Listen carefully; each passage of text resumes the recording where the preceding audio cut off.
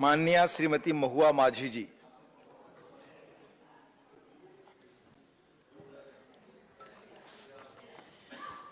धन्यवाद माननीय उपसभापति महोदय, आपने मुझे बोलने का अवसर दिया।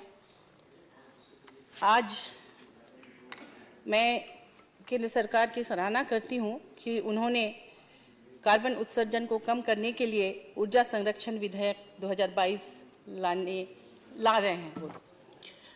ये अच्छी बात है कि अगर कोई इस तरह से पर्यावरण को प्रदूषित करे तो उस पर फाइन लगाया जाना उचित ही है।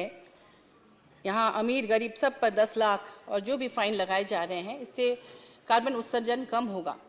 लेकिन मेरा सवाल ये है कि अगर आम जनता पर ये फाइन लगाया जा रहा है, लेकिन अगर सरकार और केंद्र सरकार इस तरह से कुछ गलती करे, कार्बन उत्सर्जन या पर्यावरण को प्रदूषित करे अपनी गलतियों से, तो आम जनता किससे फाइन लेगी? मेरा संदर्भ यूरेनियम माइन से है, जो कि झारखंड में है, जादूगोड़ा। आप सभी जानते हैं कि हमारे देश में जादूगोड़ा यूरेनियम उत्सर्जन का या यूरेनियम खनन का अब तक का एकमात्र स्रोत रहा है। अभी हमारे माननीय सांसद कह रहे थे कि साउथ में कोडाईकनाल में विरोध हुआ। ये विरोध बहुत स्वाभाविक है, क्योंकि आप सभी जानते हैं कि जादूगोड़ा में जब पहली बार यूरेनियम की माइनिंग आरंभ हुई, उस समय सुरक्षा मानक, चूंकि ये डायरेक्ट पीएमओ के अंडर में है, ये राज्य सरकार के अंडर में नहीं है, तो इसलिए मैं कहना चाहूँगी कि वहाँ पर जो सुरक्षा मानक है उनको अनदेखी उनकी हुई।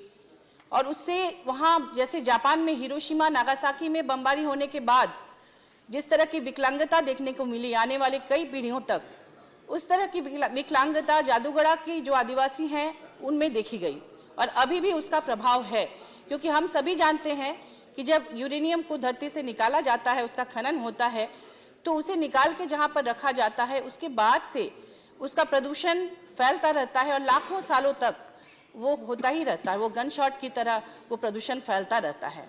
आज भी आप जाकर देखेंगे कि जादूगोड़ा जैसे जो भी माइंस उस इलाके में हैं, वहाँ पर जहाँ जहाँ पत्थर जमीन के अंदर से निकाल कर रखे गए हैं, क्योंकि उनको ट्रीटमेंट प्लांट जो है वहाँ पर ले जाने से पहले सालों तक वहाँ पर उनका ढेर लगा रहता है पहाड़ की तरह। वहाँ जब बारिश होती है तो बारिश के साथ वो जो यूरेनियम के जो भी कण हैं वो पानी में धुलकर, वहाँ लोकल नदी है गारो नदी, उस नदी में जाती है और वो नदी स्वर्णरेखा नदी में जाकर मिलती है।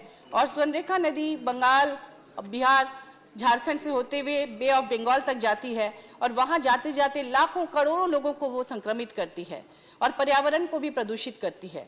जादूगोड़ा के इलाके में सिर्फ इंसान ही नहीं, बल्कि वहाँ की वनस्पति, वहाँ के जो मछलियाँ हैं, वहाँ के पशु पक्षी, सभी लोग रेडिएशन से प्रभावित होते रहे हैं।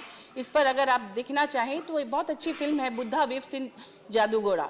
आपने देखा होगा कि उस पर भी काम हुआ है कि किस तरह से वहाँ पर अनदेखी की जा रही है सुरक्षा मानकों की। और यूरेनियम इतना खतरनाक खनिज है कि जो उसके संपर्क में आता है वो कहीं ना कहीं उससे प्रभावित होता है। मैंने एक उपन्यास भी लिखा है इस पर, मरंगोड़ा नीलकंठ, आप लोग जानते ही होंगे, जिसमें कि ये सारा रिसर्च भी है। और उसमें देखा गया कि जादूगोड़ा चूँकि जमशेदपुर से 25-30 किलोमीटर की दूरी में है, तो एक समय देखा गया कि जमशेदपुर में 6 महीने के अंदर 600 से ज़्यादा बच्चे से संक्रमित पाए गए। तो इसलिए मैं कहना चाहूँगी कि केंद्र सरकार अपने इन जहाँ जहाँ खनिज वो निकालते हैं इस तरह के खतरनाक, वहाँ भी ध्यान दे। और अगर इस तरह से उनके अधिकारी सुरक्षा मानकों की अनदेखी करे तो उन पर भी फाइन लगाया जाए, ताकि कार्बन उत्सर्जन के साथ साथ इस तरह से भी देखा जाए। क्योंकि चीप इलेक्ट्रिसिटी के लिए जिस तरह से साउथ में भी लगाने की बात हुई, आप सभी जानते हैं कि जापान में जब सुनामी आई थी तो वहाँ पर जो न्यूक्लियर एनर्जी प्लांट है उसमें पानी घुस गया था 15 फीट ऊंची दीवार को फांद कर, और उस पानी के कारण कूलिंग सिस्टम फेल हो गया था और रेडिएशन निकल कर कैलिफोर्निया तक चला गया था, प्रशांत महासागर को पार करके।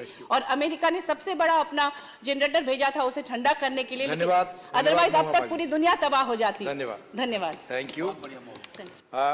माननीय मनोज झा जी।